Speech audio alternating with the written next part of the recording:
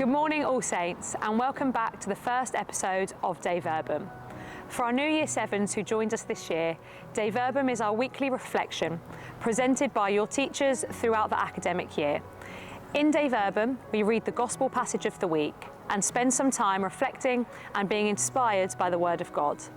This week, we read from the Gospel according to Matthew. Can I ask a volunteer from your form to read the passage for us? Nice and loudly, please. Thank you.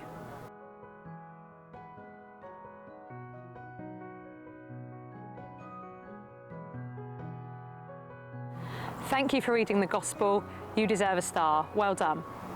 This week's Gospel speaks to us about the need for building up others and forgiving others.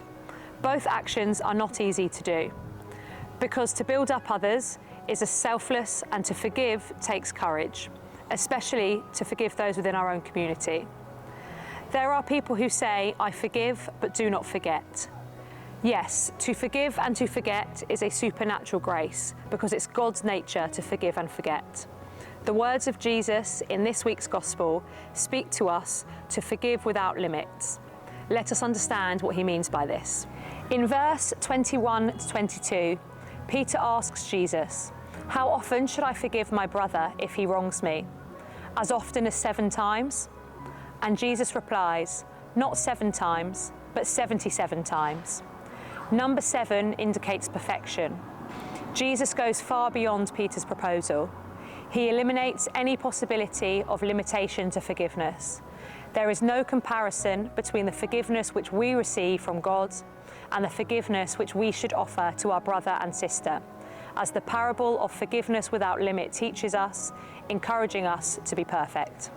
Let us ask ourselves this question: why is it difficult to forgive? When have I not forgiven someone who said sorry for their wrongdoing? How do we accomplish reconciliation in our community? What is the best way to approach forgiveness and forgetting while still protecting the vulnerable in our care or in our community?